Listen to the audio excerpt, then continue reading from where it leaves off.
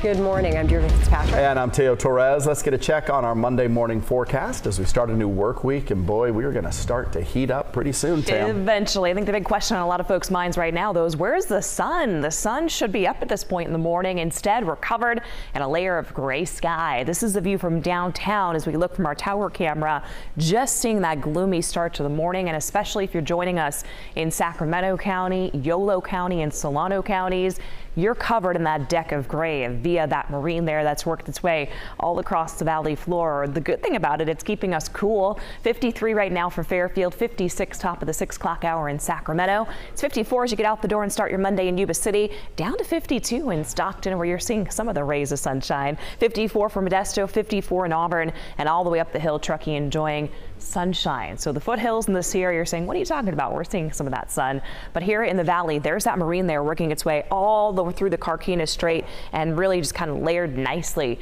all across Interstate 80. Let's say if you're going from Sacramento off towards Vacaville or even all the way towards the coast, that marine there is going to be with you the whole way. We have the southwest wind. That's the onshore breeze turned up nicely at 21 miles an hour. And as that breeze sticks around for today, it's going to help to limit our temperatures from warming all that much. Now today does run a little warmer than yesterday, but we're still well below the average of 91 for this time of year. We'll be in the mid 70s around lunchtime, low 80s around 2 o'clock with a high today climbing to 85 degrees. Now eventually we'll get away from the 80s this week and get closer to triple digits. I'll talk more about that in your full forecast ahead. 6:02, Ryan, what are we talking about on the roadways? Hey, Tamara, just picked up a new crash. This is going to be westbound Highway 50 on the WX freeway, right in that lane shift area where we already have that construction slowdown. And here in the Caltrans camera, you can see a couple of vehicles over there on the right-hand shoulder, just adding to the slowdown. And we're starting to see that back up onto northbound 99, which is, again, already impacted by the lane shift. We're seeing some slower speeds in and around if you're coming up northbound 99. And then westbound 50, if you can get into that express lane, stay on that left side, you can zoom right past all of this. So we'll keep an eye on that. But as you saw in the picture there, it appears to be over to the right-hand side. So not a major delay. Westbound 50 coming into the area, no problems there. Westbound Interstate 80 cleared up an earlier crash right at the split. Everything back up to normal there on the Cap City Freeway and 80 across the top with no delays across the causeway. Coming up northbound I-5 and 99, all in the green there. No incidents to report. So should be smooth sailing if you're coming up out of Elk Grove and through Stockton. Not seeing any delays on 599, the Crosstown Freeway and westbound Highway 4. Still have some pretty good slowing westbound 580 after an earlier crash there. 2 vehicles, one of them over on the right-hand shoulder on its roof. Tow truck is working to recover that vehicle. And then we do have some heavy winds over the Altamont Pass. So wind advisory has been posted there with some slowing on 205 over to 580 on your way to Dublin. Through the Tracy area, it's going to be a 25-minute ride. Westbound 580 into Dublin, another 28 minutes. And again, here in Sacramento, as you saw on the map, everything running at the limit. Back to you guys. All right, thank you. 6:03 now. With the weather warming up, fire season is starting, of course, to heat up across the state. The video here of a brush fire broke out late last night along Riverside Freeway in Corona. It was reported around 8:30 p.m., but CAL FIRE crews quickly jumped on it, stopped forward progress of the 5-acre fire around 10:45 last night. Crews have remained on scene overnight. CAL FIRE conducting a prescribed burn today in a remote area of eastern Sacramento County. It's going to be in the Sacramento Valley Conservancy Vegetation Management Project right along Highway 104 north of Rancho Seco. So this is supposed to happen between 9 a.m. and 4 p.m. Crews are going to burn about 250 acres. They are removing highly flammable grass and doing a fuel break in case grass fires happen in that area, and would also give crews a chance to work on fire suppression techniques. Fire crews from Harold and Ione are also going to take part. And starting today, CAL FIRE will suspend burn permits in 4 more counties. It's taking effect at 8 this morning in Nevada, Yuba, Placer, and Sierra counties. All residential outdoor burning of landscape debris like branches and leaves will not be allowed. Also today, the Bureau of Reclamation is starting a fire ban around Lake Berryessa. The reclamation areas already have bans on burning wood and charcoal. Now that's extended lake-wide. Well, a rebellion of soldiers over the weekend exposed weaknesses in President Putin and his regime, just as his forces face a new counteroffensive in Ukraine. But the short-lived revolution led by Putin's one-time protege left behind few clues as to what could happen next. KCRA 3's Amy Lou is live in Washington this morning with more on what the U.S. and its allies have since learned. Though details of the rebellion are still unclear, the aftermath showed Russian military and security vulnerabilities, possibly changing the trajectory of the war in Ukraine. What we've seen is extraordinary, and I think you've seen cracks emerge that weren't there before. An uprising in Russia led by Yevgeny Prigozhin and his private army known as the Wagner Group, creating a stir among U.S. leaders and allies.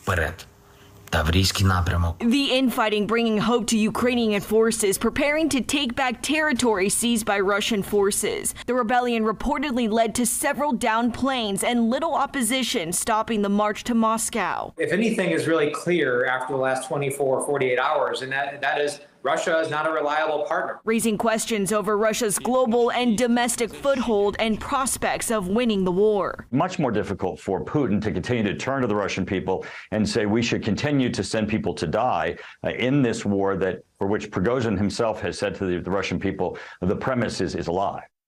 And over the weekend, the White House says that President Biden spoke with other world leaders by phone, talking about the events in Russia, as well as reaffirming the U.S.'s support for Ukraine. In Washington, I'm Amy Liu. Well, under the deal that was brokered by President of Belarus, any Wagner troops who did not join the revolt will be offered contacts directly with the Russian military.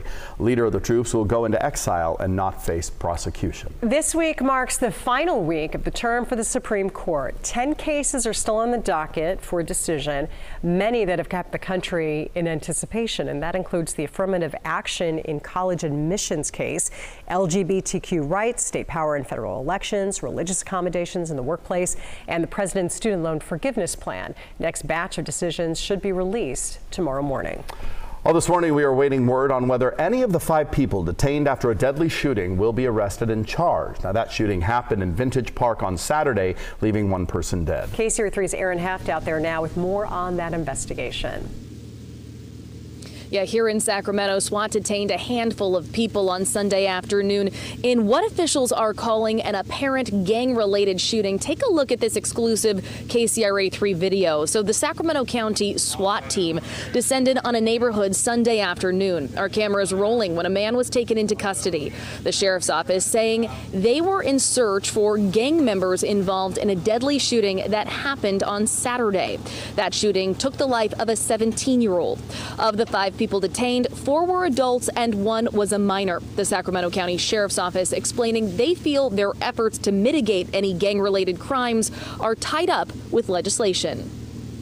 This one kind of hits a little harder because the legislation that has been passed has played a big part of this. We're catching gang members with guns all the time, and it's a revolving door because they're repealing all these gang enhancements. The ink isn't even dry on these reports, and they're letting these gang members with guns out of jail.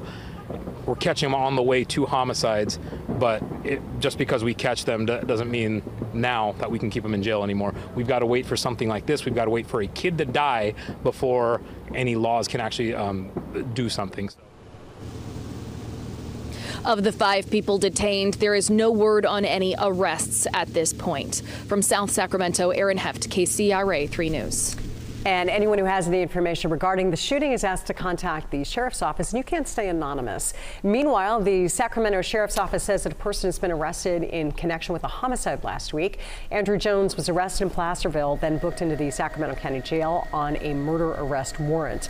Shooting happened Wednesday on Alder Avenue near Watt and Hedge Avenues. Deputies got there and they did find the victim with a gunshot wound to the neck, and he did later die at the hospital. Well, the summer vacation season's underway and will be in full force next week. If you're hitting the road or the sky, you will not be alone. Mike Cherry joining us now with a look at what is being projected. Yeah, AAA now predicting more than 15 million Americans will actually be traveling 50 miles or more from home from the 4th of July holiday, which means this weekend stretches through the next week, and that would be a record. And more than 43 million of them expected to drive to their destinations. That's an increase of 2.5% over last year when we were finally done with COVID restrictions and everyone just wanted to get out somewhere, and 4% higher than the last pre-COVID summer of 2019. Now, helping fuel the increase this year is a drop in gas prices. The current national average right now, $3.57. It was $4.90 last time of this year. That's nearly $1.50 less per gallon. Meanwhile, in California, the current average for a gallon of unleaded, $4.84. It was $6.32 this time last year, if you remember that. AAA projects more than 4 million Americans will be flying over the Independence Day weekend. That's also a record and more than 11% higher than last year, a 6.6% increase over 2019. The remaining 3 million travelers, they'll be going by bus, train, or cruise ship. That's up 24% over a year ago. Now, this is a record for 4th of July travel. Keep in mind, it is less than half of the amount of people traveling during the Christmas and New Year's holiday. That number was nearly 113 million. Woo. It's still busy, though. Yeah, it is. Be ready to spend some money, too. If you're flying to Europe, I read an article, it is like ridiculously expensive right now. So.